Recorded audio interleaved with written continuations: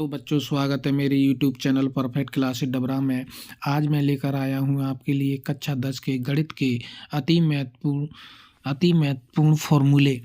इससे पहले मैंने फॉर्मूलों के 3 वीडियो बनाकर अपलोड किए हैं, जो आपने देख लिए होंगे। मैं आपसे उम्मीद करता हूँ अगर नहीं देखे हों तो उन वीडियो को अवश्य देख लें, क्योंकि वो आपके वार्षिक परीक्षा में अति महत्वपूर्ण होने वाले हैं। चलो, आज का जो वीडियो है हमारा पृष्ठीय क्षेत्रफल और आयतन के फॉर्मूलों पर रहेगा। इन फॉर्मूलों में देखते हैं हम कौन कौन से आयतन का है और कौन कौन से क्षेत्रफल में फॉर्मूले लगते हैं। तो चलो देखते हैं आज का फॉर्मूला। सबसे पहले हमें दिया है घनाभ। घनाभ का आयतन क्या होता है? लंबाई गुणा चौड़ाई गुणा ऊंचाई। ठीक है बच्चों, घनाभ का संपूर्ण पृष्ठीय क्षेत्रफल होता है 2 बार लंबाई गुणा चौड़ाई प्लस चौड़ाई गुणा ऊंचाई प्लस ऊंचाई गुणा लंबाई। ठीक है। घन का आयतन देखो भुजा की घात 3 होता है। घन का पृष्ठीय क्षेत्रफल भी देखो 6 गुणा भुजा की घात 2 होता है। घन का पृष्ठीय क्षेत्रफल कितना होता है? 6 गुणा भुजा की घात 2 होता है। अब इससे आगे चलते हैं। आगे देखो बेलन का आयतन दिया है हमें। तो बेलन का आयतन देखो, बेलन के आयतन में क्या दिया है? बेलन का आयतन का फॉर्मूला होता है पाई आर स्क्वायर एच। और बेलन का वक्र पृष्ठीय क्षेत्रफल होता है 2 पाई आर एच। और बेलन का संपूर्ण पृष्ठीय क्षेत्रफल होता है 2 पाई आर और कोष्टक में आर प्लस एच। ये वेरी मोस्ट फॉर्मूले हैं, इन फॉर्मूलों को आप अवश्य पढ़ें। फिर आगे दिया है हमें शंकु का आयतन। शंकु का आयतन दिया है। शंकु के आयतन का फॉर्मूला होता है 1/3 पाई आर स्क्वायर एच। और शंकु का वक्र पृष्ठीय क्षेत्रफल होता है पाई आर एल।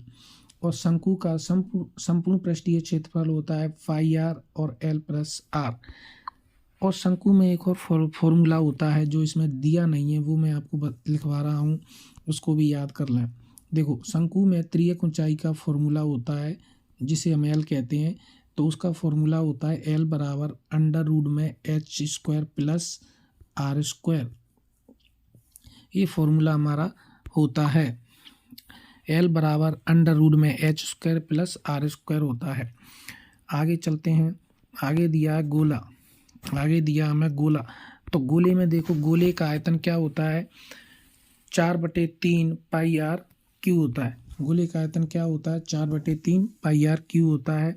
गोले का संपूर्ण पृष्ठीय क्षेत्रफल 4 पाई आर स्क्वायर होता है। गोले का संपूर्ण पृष्ठीय क्षेत्रफल 4 पाई आर स्क्वायर होता है। फिर उसके बाद अर्धगोला दिया है हमें।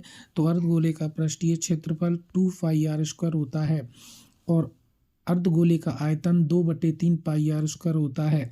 अर्धगोला मतलब एक तरह से मतलब पूरे गोले का आधा कर दो। देखो, पूरे का होता है 4 पाई आर स्क्वायर और आधे का होता है 2 पाई आर स्क्वायर। इसी तरह से 2 का भाग देके हम अर्धगोले का पृष्ठीय क्षेत्रफल और आयतन निकाल सकते हैं। आगे चलते हैं। चलो आगे चलते हैं। तो आगे हमारा एक और चैप्टर आ गया है सांख्यिकी। तो सांख्यिकी के फॉर्मूलों में देखते हैं हम कौन कौन से फॉर्मूले होते हैं। तो चलते हैं। माध्य निकालने की विधियाँ और प्रत्यक्ष, कौन कौन सी विधि होती हैं? प्रत्यक्ष और कल्पित माध्य विधि। ये हमारी 2 विधियाँ हैं और 2 विधियों में सूत्र हैं माध्य निकालने के।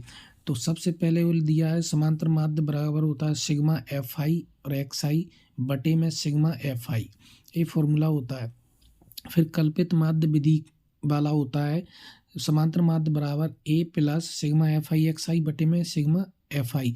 बस आगे ए जुड़ गया है और पूरा वही का वही है। चलते हैं आगे। आगे देखो, बहुलक का फॉर्मूला दिया है। तो बहुलक का फॉर्मूला बहुत ही मोस्ट फॉर्मूला है। इसमें हमारे 4 नंबर या 5 नंबर वाला, 4 नंबर वाला ही सवाल आता है। तो 5 नंबर वाला के तो सवाल आते ही नहीं है। तो देखो, 4 नंबर के सवाल में हमें बहुलक निकालने को आएगा। तो बहुलक का फॉर्मूला हमें याद होना चाहिए। तो देखो क्या दिया है? एल प्लस कोष्टक में F2 माइनस F0 बटे में 2F1 और F0 माइनस F2 और कोष्टक बंद गुणा H। ये फॉर्मूला दिया है। और हमारा अगला फॉर्मूला है माध्यक का। तो माध्यक बराबर क्या होता है? एल यहाँ पे प्लस लगा हुआ है, एल प्लस और कोष्टक में n/2 माइनस CF बटे में F गुणा H। n/CF मतलब संचयी बारंबारता होती है। ठीक है बच्चों, जब हम इसका चैप्टर करवाएंगे तब पूरा समझा देंगे। ठीक है बच्चों, आगे चलते हैं। आगे अगला चैप्टर आया हमारा आगे हमारा चैप्टर है प्रायिकता। प्रायिकता में देखते हैं हम सूत्र। प्रायिकता का सूत्र होता है अनुकूल परिणामों की संख्या बटे में कुल परिणाम। अनुकूल परिणामों की संख्या बटे में कुल परिणामों की संख्या। एक और फॉर्मूला होता है पीई प्लस, या यहाँ पे पी डॉस रहता है, मतलब ऊपर माइनस वाला। तो इसका मतलब होता है कि संभावना प्लस नहीं होने की संभावना बराबर क्या होता है, 1 होता है। इसको भी याद रखना। मतलब पहले एक होने की संभावना होती है, एक नहीं होने की संभावना, तो बराबर दोनों को जोड़ के एक आता है, तो इस वाला फॉर्मूला है। अब कुछ बातें हैं प्रायिकता में जो हमें एक शब्द में या खाली स्थान में या मतलब सत्य सत्य में देखने को मिल सकती हैं। तो आइए जानते हैं इनके बारे में क्या लिखा है। चलो देखो, पहले लिखा है एक निश्चित घटना की प्रायिकता एक होती है। हमेशा ध्यान रखना, एक निश्चित घटना की प्रायिकता एक होती है और एक असंभव घटना की प्रायिकता 0 होती है। एक असंभव घटना की प्रायिकता क्या होती है, 0 होती है। आगे देखते हैं, वह घटना जिसका केवल एक ही परिणाम हो वह प्रारंभिक घटना कहलाती है। वह घटना जिसका केवल एक ही परिणाम हुआ है, कौन सी घटना कहलाती है, प्रारंभिक घटना कहलाती है। तो एक क्वेश्चन आपको खाली स्थान में मतलब किसी भी रूप में देखने को मिल सकते हैं, तो अच्छे से इनको पढ़ के जाना है। आगे लिखा है सभी प्रारंभिक घटनाओं की प्रायिकता का योग एक होता है। सभी प्रारंभिक घटनाओं की प्रायिकता का योग क्या होता है, एक होता है। सभी प्रारंभिक घटनाओं की प्रायिकता का योग एक होता है। आगे चलते हैं, घटना ई की प्रायिकता एक ऐसी संख्या पीई है कि जो 0 के बड़ा या बराबर होगी, या 0 मतलब जो ई होगी जो एक ई बड़ा होगी 0 से, या छोटी होगी या उसके बराबर होगी। मतलब इसका मतलब ये है कि जो प्रायिकता निकलती है वो 0 से बड़ी और 1 से छोटी निकलती है। 0 से बड़ी और 1 से छोटी होती है हमेशा। जो प्रायिकता का मान निकलता है वो 0 से बड़ा और 1 से छोटा निकलेगा हमेशा। आप लोग देख लेना कभी भी। चलो आगे लिखा है किसी घटना की प्रायिकता 0 से बड़ी या उसके बराबर तथा 1 से छोटी या उसके बराबर होती है। ठीक है, यही बात लिखी है कि किसी घटना की प्रायिकता 0 से बड़ी उसके बराबर होती है।